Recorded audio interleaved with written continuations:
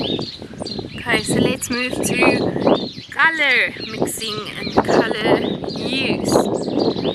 So like I said, I'm going to use my two water things to clean up, and I'm going to start with my lightest color first, which is my gold yellow. I just want to clean it off a bit of my dirty pigment. And this is my cold yellow that I'm using. So if I put my warm yellow next to it, it looks like this. It looks more orangey, but if you put an orange next to this, if I put an orange next to this, let me put it so you can see, that orange next to this makes this look more yellow, whereas this looks more orange against that yellow.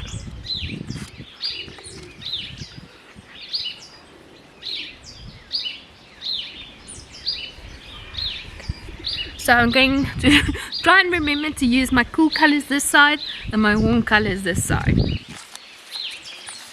So now for my cool red, I'm going to use a magenta.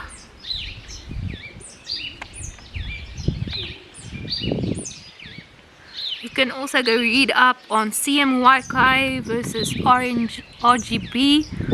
It's printing versus computer screen colors. So this is my cooler red. It looks almost pink, but in terms of what we want to do today, that is our cool red. Our warm red also looks a lot more orangey than it can be, but it's our warm red that we're going to use for mixing. So our cooler blue would be this one. Actually that one. See, that's why you need a color chart, because these look so similar that I can't see the difference if I don't have my little chart to use.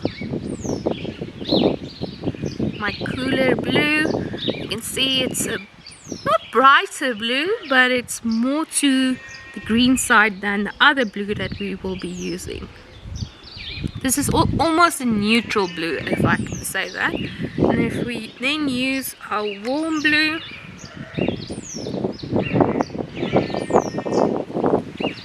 it has a slightly deeper blue color to it, more to a purplish side. If you see it next to each other, this looks more green than that one, and that one looks more purple than that one. But both are blue.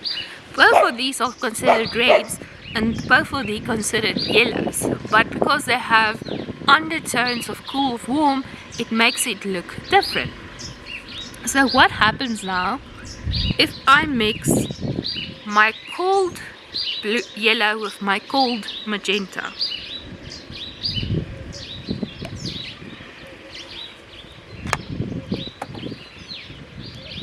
but do not contaminate them. That's why you need to clean your brush in between. So if I have my cold yellow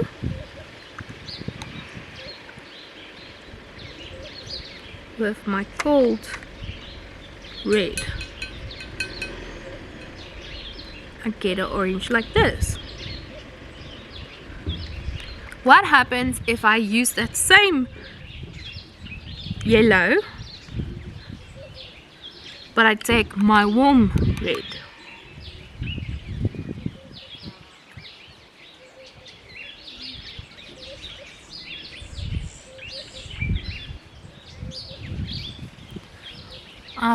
I'm hoping it's getting picked up.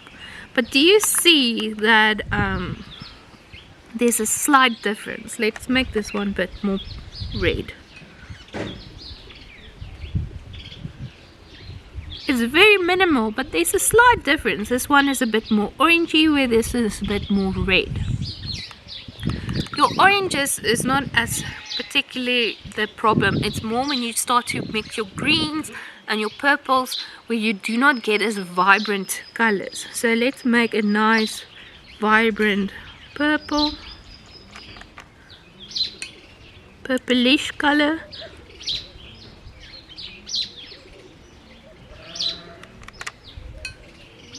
Okay, I have too much blue now, I need more magenta. See this nice purplish violet color that we get. What happens if I mix now my red, warm red and warm blue together?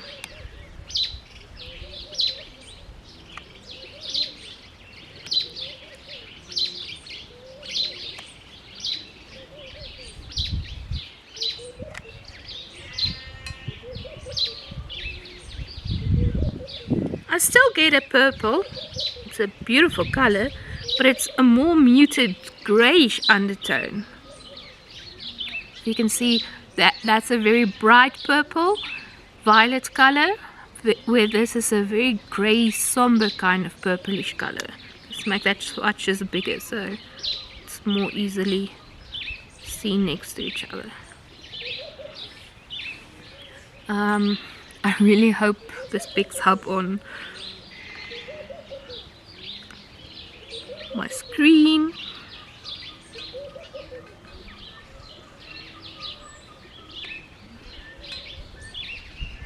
A bit more pigment so you can see.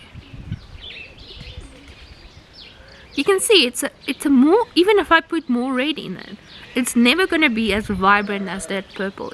It's a more muted brownish purple. The same with my greens. If I take my cold yellow and mix it with my cold blue, ooh, this is a very vibrant green that I get. Even if I put in more yellow to that, it's still going to be a very bright green.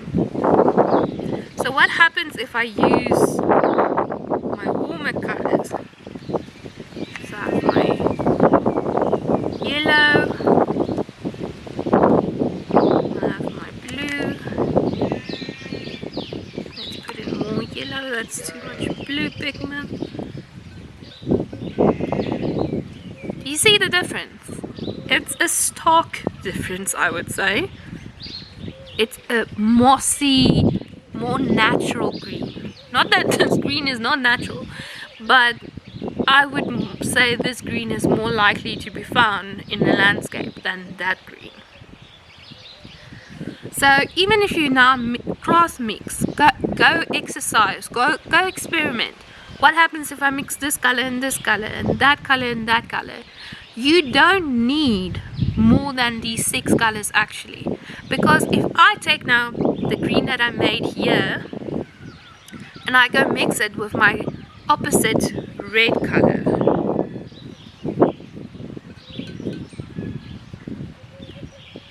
I'm gonna get a brown or something similar to a brown. If I put more red in it, it's gonna be a more earthy brown. If I take that purple that I created and I put in some yellow, I'm also going to get a brown. If I take my, let's say I take my violet, which is basically a cool purple with some cool yellow. Okay, that's too much yellow. More purple needed. I'm gonna get a grey color. If you really want it very black, you mix all 3 colors together. Your yellow, your blue and your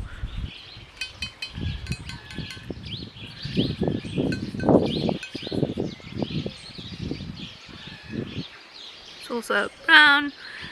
But yes, you can get very dark colors if you neutralize it. But this is honey where you have something like a black. This is not a pure black, this is an indigo or Payne's grey actually. It to have a blackish color. And it's nice to have convenient colors like your purple, like your greens, like your brown earthy tones, so you don't have to mix them. So that's why it's nice to have a palette with more than just your 6 colors. But you don't need more than 6 colors. It's not necessary to have more. Now you can co-create. Let's say we start with this yellow again. Have a color here. Now I want to add on the other side this green. So now I just add every time a tiny bit of green to that yellow.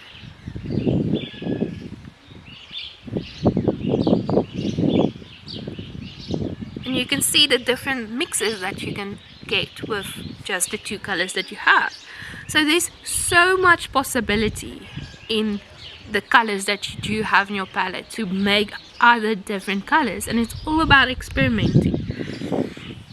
I mean, look at that, how it splits as well. Not all color pigments do that, but yes.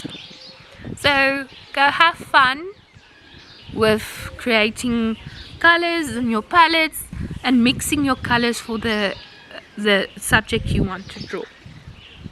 I hope this was a nice recap on what we did last time, and that you guys have fun watching this. Thank you for being here and watching this, and be interested in art. Do with what you have fun, create, go crazy. I mean, if you want to do abstract, if you want to paint more realistically, if you want to do illustrations, do what makes you happy today.